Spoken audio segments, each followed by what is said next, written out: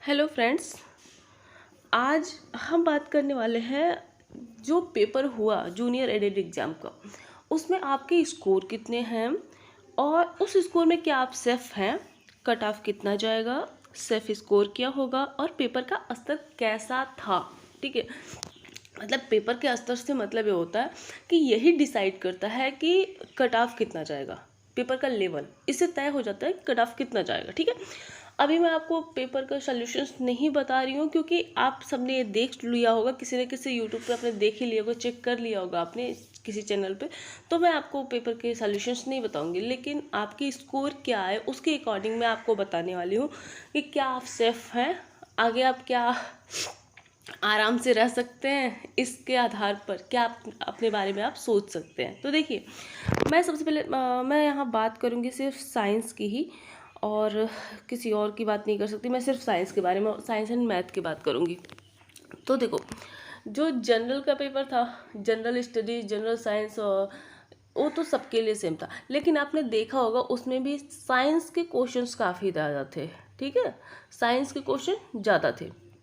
इसके बाद second thing, अगर हम मैथ्स की बात करें तो मैथ्स आपका मॉडरेट लेवल था। ठीक है, मॉडरेट लेवल का ये मतलब हो जाता है कि जो मैथ्स के कैंडिडेट्स थे, ठीक है, जिन्होंने ग्रेजुएशन मैथ्स से किया था, उनके लिए तो मैथ्स बेहतर था, बुरा नहीं था, अच्छा मैथ था। 50 में 50 मार्क्स में 40 मार्क्स तक के वो क्वेश्चन कर सकते थे, या कुछ 50 में 50 भी कर सकते थे जिन्होंने बहुत अच्छी पढ़ाई की हो उठ के। ठीक है, तो मॉडरेट लेवल मतलब कि 40 क्वेश्चन वे कर सकते थे। अगर हम बायो की बात करें, जो बायो कैंडिडेट्स थे, तो बायो कैंडिडेट्स के लिए क्या हो गया कि इनके लिए जो पेपर था वो थोड़ा हाई लेवल था। ठीक है, उनके लिए मैथ्स हाई लेवल था। तो जिन्होंने लगातार प्रैक्टिस की होगी, जैसे कि मैंने आपको बताया था कि हर दिन प्रैक्टिस करो, बिना प्रैक्टिस के नहीं होगा। तो अगर आपने प्रैक्टिस की होगी तो फिर आपका पेपर सही हुआ होगा। 25-30 मार्क्स भी आ सकते हैं। हाँ, तुक्का लगाने पर जो आएगा मैं उसकी बात नहीं कर रही हूँ। तुक्का आपने लगा कि कितना गेन किया, वो आपकी किस्मत थी, वो आपकी मेहनत नहीं थी। तो जो भी बायो वालों ने गेन किया है 30-40, ठीक है, तो उनके लिए वो हाई लेवल है। तो यहाँ पर क्या हो रहा है कि मैथ्स ऊपर चल रहा है, बायो वाले कैंडिडेट्स का मार्क्स थोड़ा सा यहाँ पर लोअर हो गया। ठीक है, अब बात करें साइंस की। ठीक है, तो साइंस में क्या था, बायो ज़्यादा था। बायो का पर्सन मैंने पहले भी आपको बताया था कि इसमें केमिस्ट्री कम हो जाती है, फिजिक्स थोड़ा ज़्यादा होगा और बायो सबसे ज़्यादा होता है। तो यहाँ पर बायो का लेवल मैंने देखा कि ईजी था, बायो का लेवल मॉडरेट भी नहीं था, इजी था। काफ़ी ऐसे क्वेश्चन थे जो 9th लेवल तक के ही थे। ठीक है, 7 तो 9 लेवल के थे। इसको उन्होंने टफ बनाने के लिए साइंटिफिक टर्म दे दिए थे जो मैंने आपको बताए हुए थे। ठीक है, तो सिर्फ नामों में अंतर किया था उन्होंने। साइंस जो बिल्कुल सिंपल जो 8th का लेवल है उसको उन्होंने क्या किया, साइंटिफिक टर्म दे के 10th का लेवल कराया था, और कुछ इसमें उन्होंने ज़्यादा नहीं किया था। तो उसका भी लेवल बहुत हाई नहीं था। हाँ, कुछ ऐसे क्वेश्चन थे जो 11th-12th लेवल के थे। ठीक है, तो यहाँ पर बायो कैंडिडेट्स, या फिर मैं ये कहूँ कि जिन्होंने भी वीडियोज मेरी देखी होंगी, बहुत सारे ऐसे क्वेश्चन हैं जो वहाँ से डायरेक्ट आए हुए थे। कुछ दिन पहले मैंने आपको जितने इंपॉर्टेंट टॉपिक्स बताए थे वहाँ से क्वेश्चन आए हुए भी थे। तो वहाँ की बात करूँ तो आपके बायो का, आपको जो है बायो वालों का भी बेहतर होगा, और चूंकि इजी पेपर था तो मैथ्स कैंडिडेट्स का भी हुआ बेहतर हुआ होगा। ठीक है, ध्यान से समझने की कोशिश करना। तो यहाँ पर क्या हुआ, अभी भी कौन आगे जा रहा है, मैथ्स कैंडिडेट आगे जा रहे हैं। ठीक है, उसके बाद फिजिक्स और केमिस्ट्री, अगर बायो के वे कैंडिडेट्स, मैं अब उनकी कैंडिडेट्स की बात कर रही हूँ जिन्होंने सीरियसली पढ़ाई की थी, बहुत ध्यान से पढ़ाई की थी, तो उनके हो सकते हैं जो फिजिक्स और केमिस्ट्री का है वो भी बेहतर होगा। लेकिन यहाँ भी चांसेस यही है कि जो मैथ्स कैंडिडेट्स हैं जिनका इस पर बेहतर है, उनके स्कोर ज़्यादा होंगे। ठीक है, मैं यह नहीं कह रही हूँ, मैं मैथ्स वालों का पक्ष नहीं ले रही हूँ, मैं सिर्फ आपको एक असलियत बता रही हूँ जो आपको कोई और नहीं बताने वाला। और लोग आपसे मीठी मीठी बातें तो कर सकते हैं लेकिन आपको असलियत से रूबरू नहीं कराएंगे।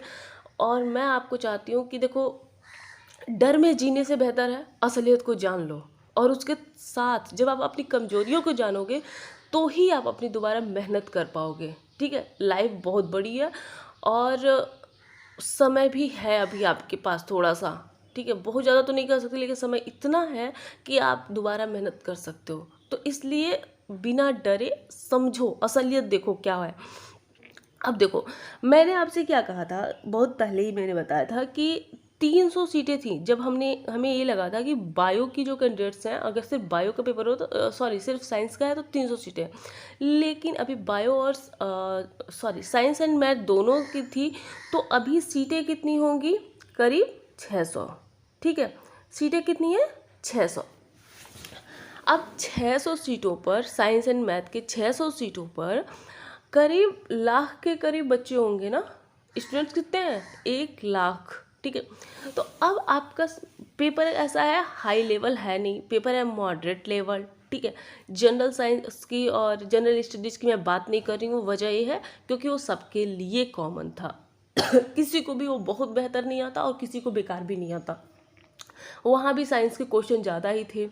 तो साइंस एंड मैथ के लिए 600 सीटों में अब कौन आगे जाएगा, यहाँ से आप अंदाज़ा लगा सकते हो कि आगे कौन गया होगा। ठीक है, सेकेंड थिंग, मैं ऐसा नहीं कर रही हूँ कि बायो वाले बिल्कुल आगे नहीं जाएंगे, लेकिन बायो वालों के साथ जो कंडीशंस है ना वो अप्लाई हो रही हैं यहाँ पर। अब आपके मार्क्स की बात कर लेते हैं। तो जैसे कि मार्क्स आए हैं, 118 भी है और 105 भी है। ठीक है, तो यानी अगर मैथ्स और कैंडिडेट्स के जो मार्क्स की बात करें तो मार्क्स 118 से ऊपर भी जा रहे हैं। कई कैंडिडेट्स के मैंने मार्क्स देखे, वो ऊपर भी जा रहे हैं, इससे ज़्यादा मार्क्स भी जा रहे हैं। तो अब समझो, अब यहाँ से आपके लक की बात आ जाती है। क्यों, क्योंकि यहाँ पर एकेडमिक मेरिट भी चाहिए। ठीक है, आपका एकेडमिक चाहिए और इसका नंबर चाहिए। तो अगर आप 100+ आपके मार्क्स हैं ना, तो आप, मैं ये नहीं कह रही कि आप सेफ हो, मैं सिर्फ ये कर रही हूँ कि आपने मेहनत की है। ठीक है, 100+ अगर आपके मार्क्स हैं तो जाहिर सी बात है आपने मेहनत करी है, अच्छी खासी मेहनत की है। लेकिन इसके बाद, आपकी मेहनत के बाद अब आपका लक काम करेगा। क्योंकि अगर लक क्यों काम करेगा, क्योंकि पहले तो आप डिवाइड हो जाते हो, जनरल, EWS, OBC, ठीक है, SC ST, विकलांग कोटा, बहुत सारी चीज़ों में आप डिवाइड हो गए और सीटें कितनी हैं, 600। ठीक है, तो इन्हीं 600 सीटों को इन हर जगहों पे डिवाइड किया जाएगा।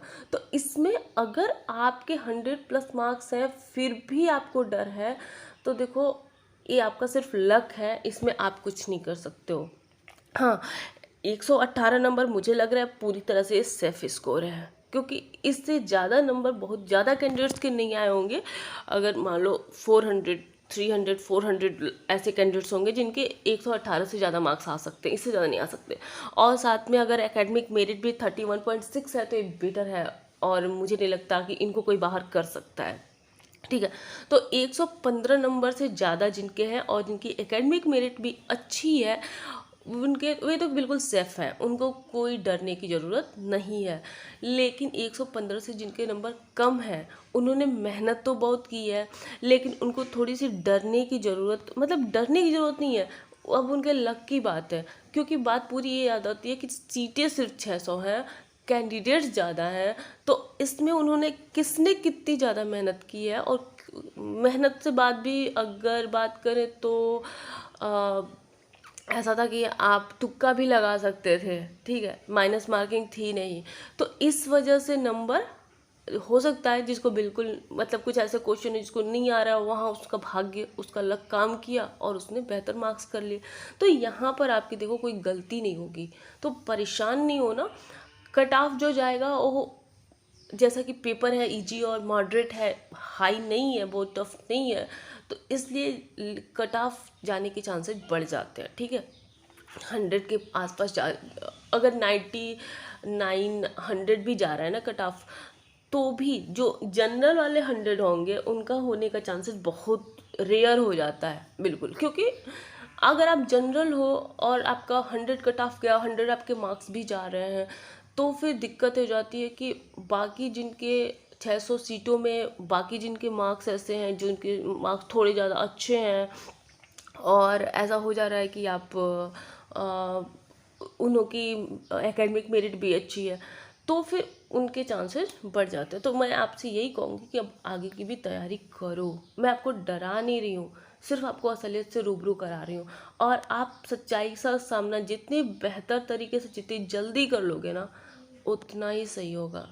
हाँ, 115 आपके हैं, एकेडमिक मेरिट अच्छी है, अगर आप जनरल हो तो भी आपको डरने की ज़रूरत नहीं है। लेकिन अगर उससे नंबर आपके कम आ रहे हैं तो फिर मैं यही कहूँगी कि आप आगे की प्रिपरेशन करो, क्योंकि बहुत बार आपकी तैयारी राजनीति के सामने फेल हो जाती है। बहुत बार ऐसा होता है कि आपने अच्छी मेहनत की लेकिन राजनीति ने आपको पछाड़ दिया है। तो आप यहाँ पर सिर्फ यही कर सकते हो कि और मेहनत करो, और मेहनत करो, और मेहनत करो। ठीक है, आई होप आप मेरी बात को समझोगे और अन्यथा नहीं लेना इसको। आपको डराने के लिए मैंने कुछ नहीं कहा, मैंने सिर्फ आपको सच्चाई से रूबरू कराया है कि कुछ चीज़ें ऐसी हैं जो आपके हाथ में नहीं है। आपके हाथ में क्या है? आपकी मेहनत, आपके स्मार्टनेस। बाकी वही है गीता का ज्ञान कि कर्म फल की इच्छा के बिना कर्म किए जाओ। ठीक है, तो आप अपनी मेहनत किए जाओ। मैंने इसीलिए कहा था कि कभी ये सोचना भी मत कि कट ऑफ कितना जाएगा। एग्ज़ाम होने से पहले आप लोगों ने बहुत बार पूछा था कि मैम ये बताइए कट ऑफ कितना जाएगा, मैम अगर 100 नंबर के लिए पढ़ लें तो हो जाएगा। तो मैं उस समय आपको ये बताना नहीं चाहती, मैंने ये कहा था भाई 100 के लिए क्यों पढ़ोगे, पढ़ना है तो 150 के लिए पढ़ो ना। जब 150 के लिए पढ़ोगे तो कोई भी, देखो जो भी चीज़ें हैं, साइंस है ना दुनिया में, तो जो भी चीज़ें हैं वो क्या है, ऊपर से नीचे की तरफ आती हैं। पानी ऊपर से नीचे की तरफ आता है, कोई भी चीज़ ऊपर से गिराओगे तो नीचे की तरफ ही आएगी। बुद्धि भी ऊपर से नीचे की तरफ ही आती है, नहीं बढ़ती है एग्जाम के टाइम में। तो ऐसे टाइम में ना हर चीज़ एक क्षण के ऊपर से नीचे की तरफ ही आ रही है, लो होती है। अगर आप 150 नंबर के लिए पढ़ोगे तो 140, 130, 120 ऐसे नंबर आ जाएंगे। तो इसलिए पूरे मार्क्स के लिए पढ़ाई करो ना। क्यों आप 100 नंबर के लिए पढ़ रहे हो? कट ऑफ पहले आपको बता दिया जाता है कि 100 होगा तो आप 100 के लिए पढ़ाई करते हैं। तो इसलिए मैंने आपको कभी कट ऑफ नहीं बताया कि अब भी कितना होगा, क्योंकि ये जो पहले बता दे रहे हैं ना वो गड़बड़ हो जाती है। फिर बच्चा उसी के लिए, यार इतना नंबर लेते आएंगे, इतना मेरा है, मैं ऐसे पढ़ लूँगा। आप हमेशा पूरे की तैयारी करो, अपना 100 दो ना पहले, फिर तो आप किसी से उम्मीद कर सकते हो। बिना अपना 100% दिए आप किसी से उम्मीद कैसे कर सकते हो? ये नहीं हो सकता ना फिर। तो अभी आपके पास एक बहुत ही अच्छा चांस है कि देखो जो टेट हो रहा है उसका रिजल्ट आने वाला है शायद 29 दिसंबर तक। उसका 29 दिसंबर तक रिजल्ट आ जाएगा ना उसका, तो उसके जस्ट बाद सुपर टेट आएगा, जस्ट बाद आएगा सुपर टेट। क्योंकि जैसे ये लोग 28 नवंबर को पेपर कराएंगे ना टेट का, उसके जस्ट बाद सुपर टेट का कराएंगे। एग्ज़ाम के लिए वैकेंसी आ जाएंगी और इनको पता चल जाएगा तो फिर ये लाएंगे। तो इसलिए आपके पास एक बहुत ही अच्छा चांस है कि आप उसकी प्रिपरेशन करो। दुनिया ना तो ख़त्म होने वाली है इतनी जल्दी और ना ही आपको हार मानने की ज़रूरत है। बहुत सारे चांसेस है, अभी तो टीजीटी है, पीजीटी है, नवोदय का है, और केवीएस भी आने वाला है, बहुत सारे एग्ज़ाम्स आने वाले हैं। तो परेशान नहीं हो, लेकिन एक काम करना, जो अभी तक पढ़े हो उसको भूलना मत। मैंने आपसे पहले भी कहा था, जानते हो कई बार दिक्कतें क्या होती हैं, आप 1000 जगह से 1000 चीज़ें सीख लेते हो और उस सीखने के बाद आप कंफ्यूज हो जाते हो। मैंने कहा था आपसे कि जो मार्च के बाद के करंट अफेयर्स मत पढ़ना, कोई ज़रूरत नहीं है। मार्च के बाद का एग्ज़ाम नहीं आएगा, एग्ज़ाम जो पेपर बन चुका है वही आएगा। तो फिर आप लोगों ने काफ़ी लोगों ने कमेंट पे कहा था कि नहीं पेपर चेंज हो रहा है, हमें पता है पेपर चेंज हो रहा है, पेपर वो नहीं रहेगा। मैंने कहा ठीक है भाई, तो तू जो समझना है आपको आप समझ लो। फिर वही हुआ, देखो पेपर नहीं चेंज हुआ तो आपने इतनी मेहनत जो इधर वाली करी ना उसमें आप कुछ और कर सकते थे, कुछ ज़्यादा बेहतर आप कर सकते थे, कुछ और पढ़ सकते थे, आप मैथ और साइंस पढ़ सकते थे। क्योंकि मैंने देखा बायो का पेपर अच्छा था यार, काफ़ी अच्छा पेपर आया था। ठीक है, तो चलो इसके साथ मिलते हैं फिर हम नेक्स्ट वीडियो में। अब हम वैसे भी सुपर टेट की साइंस की प्रिपरेशन कराने वाले हैं। सुपर टेट में साइंस एंड मैथ्स की प्रिपरेशन होगी और साथ में करंट अफेयर्स की। ठीक है, तो अगर आप करना चाहो तो आपके लिए ऑल द बेस्ट। डरना बिल्कुल नहीं, ओके। बुरा लग रहा होगा, मेरी बातें वैसे थोड़ी कड़वी हो जाती हैं, बुरी लगती हैं, लेकिन ये कड़वाहट आपके लिए ज़रूरी है।